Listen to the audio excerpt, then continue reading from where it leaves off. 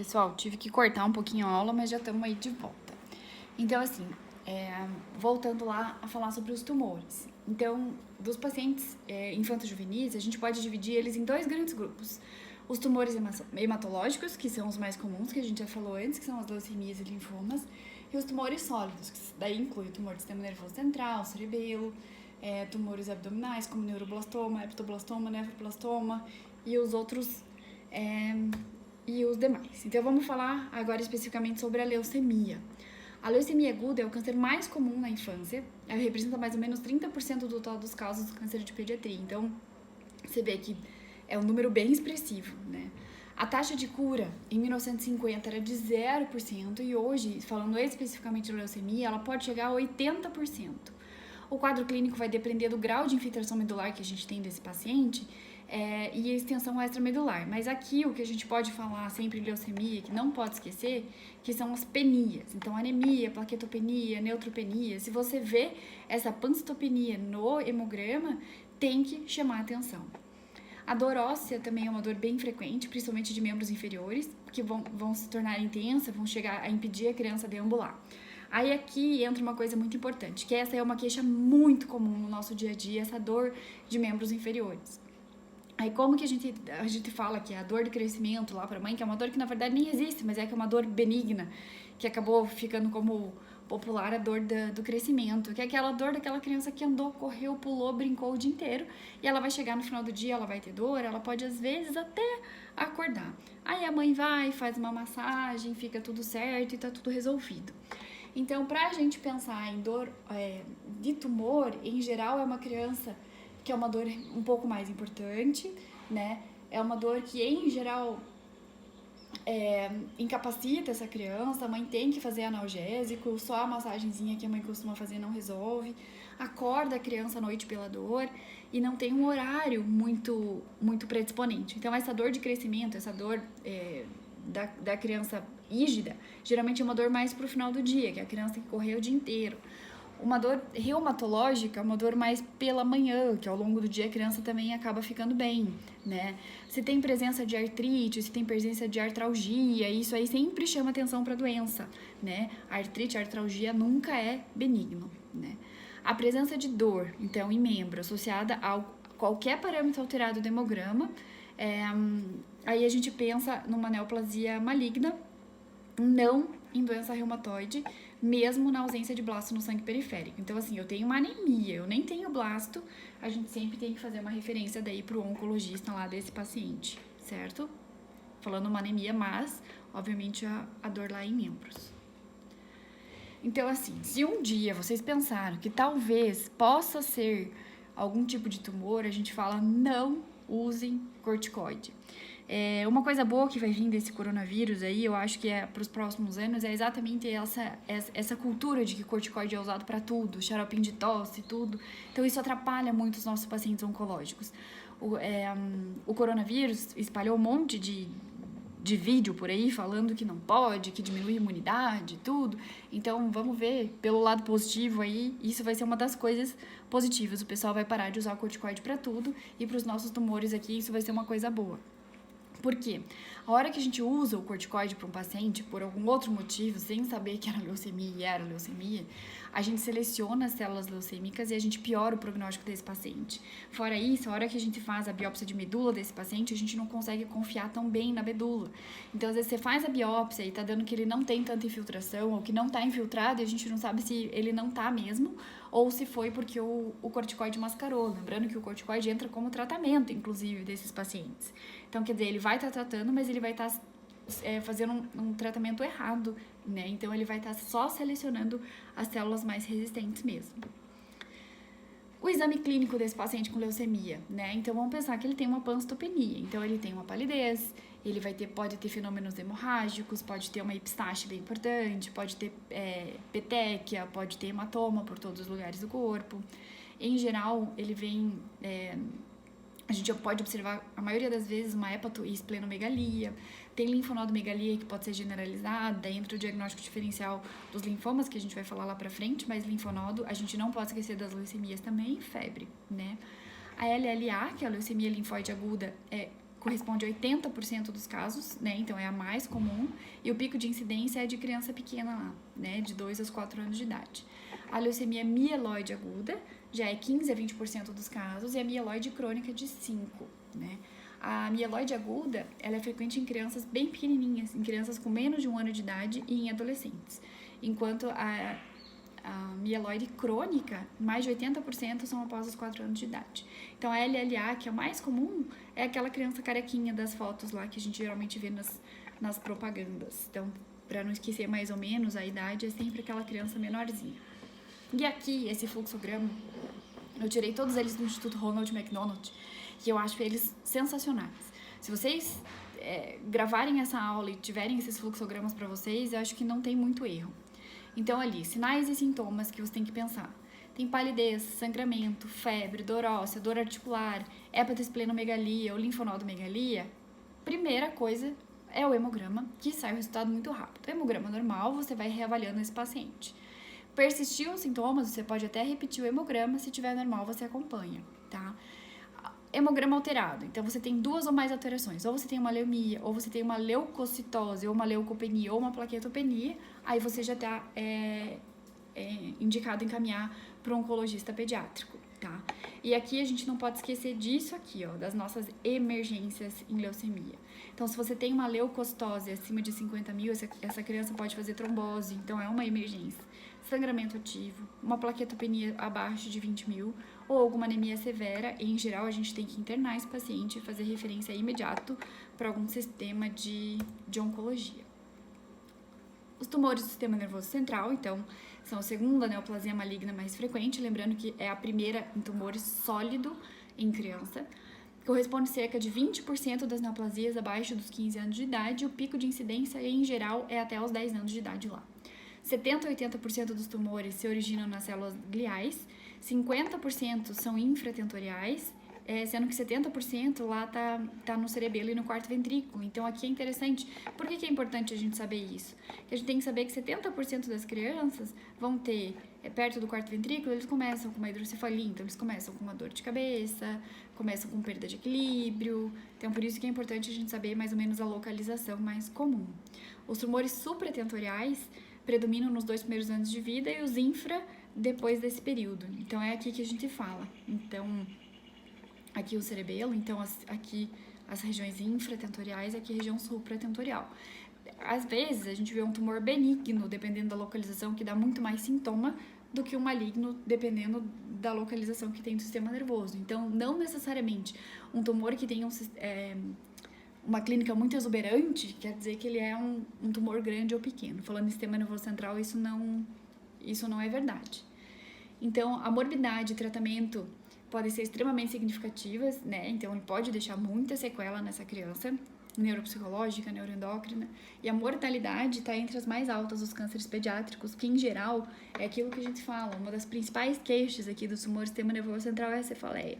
Então, por isso que a gente vai falar lá pra frente, eu vou depois dar um breve resumo para vocês sobre cefaleia, que eu costumo falar junto com a aula de desenvolvimento, para vocês não esquecerem quais são os sinais de alarme. Então, uma criança que tem uma piora progressiva da dor, a criança que chega a acordar à noite pela dor, uma criança que a mãe tem que buscar frequentemente na escola por causa dessa dor, então presta atenção.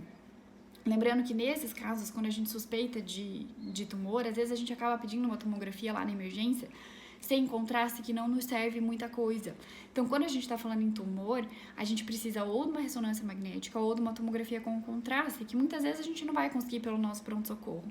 Então, ao invés da gente encher de radiação a cabeça dessa criança lá na nossa emergência e pedir uma tomografia, às vezes vale a pena a gente pedir para que essa mãe, enquanto antes, consiga um exame de imagem um pouco mais acurado, tá? Lembrando que a tomografia sem contraste na emergência, ela funciona muito bem para ver alguma grande expansão, que é difícil a gente conseguir ver, algum sangramento, os sinais de maus tratos, isso a gente consegue ver, mas tumor, E aqui o nosso fluxograma.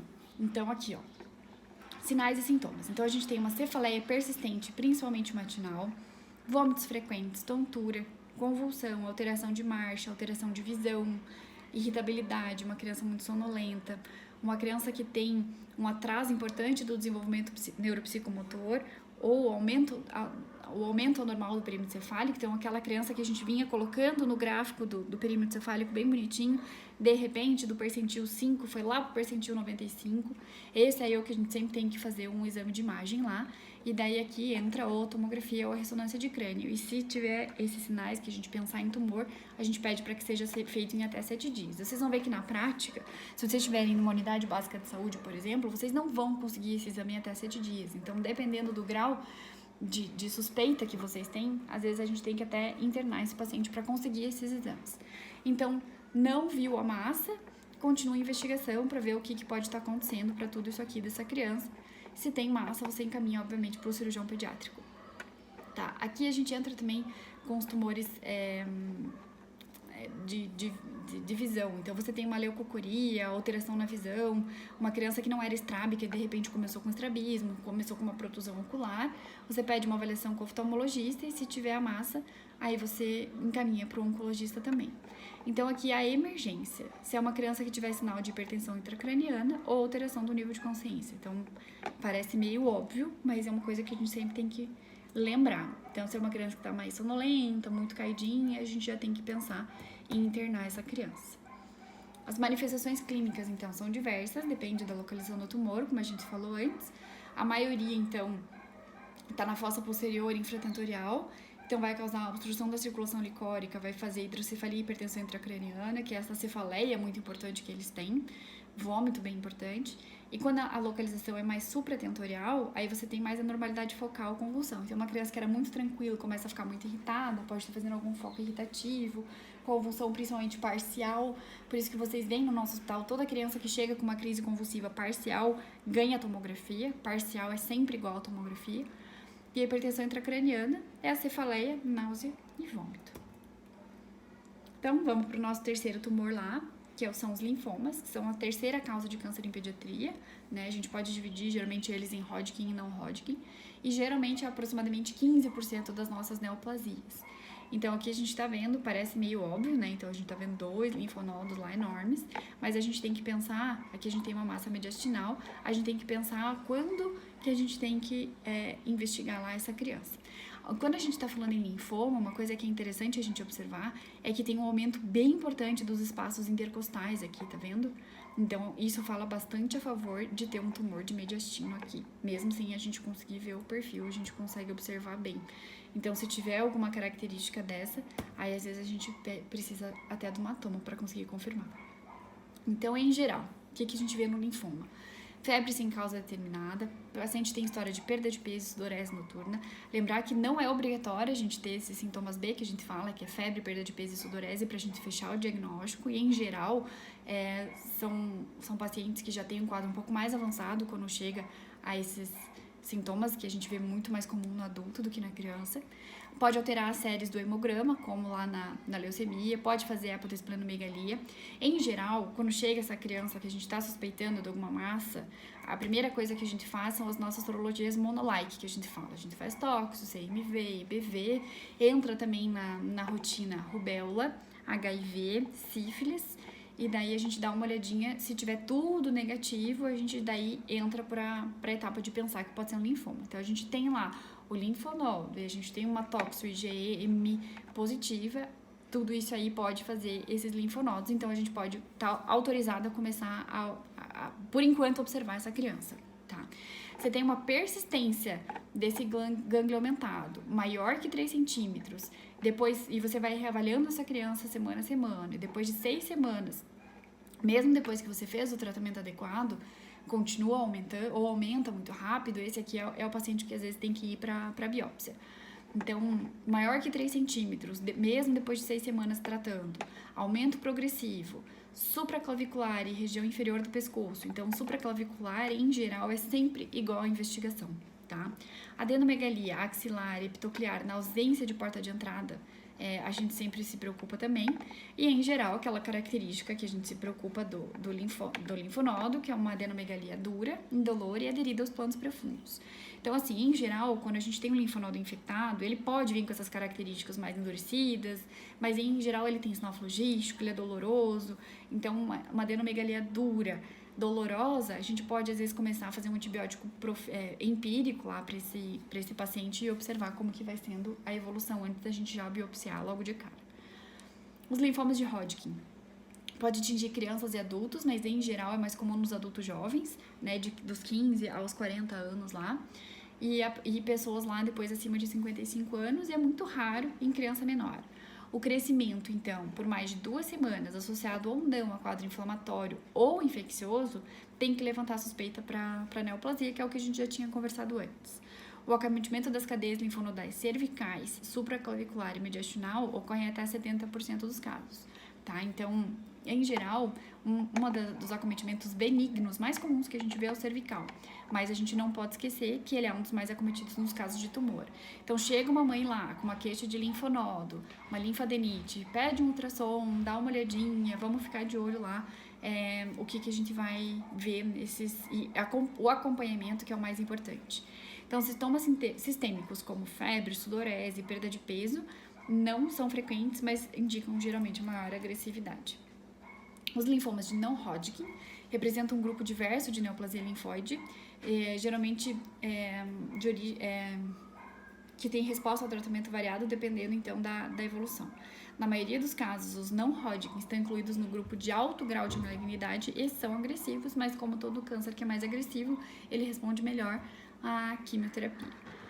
A idade de maior frequência depende do tipo do linfonodo, daí eu não vou entrar em detalhes sobre isso, mas o linfoma linfoblástico, em geral, é em crianças acima de 10 anos de idade, sendo mediastino acometido em quase 70%, em até 70% dos casos, E quando a gente tá falando em massa mediastinal, o sintoma é tosse, dispneia e desconforto respiratório, né? Então, a gente tem uma compressão direta da via aérea e pode ter até síndrome da veia cava superior. Então,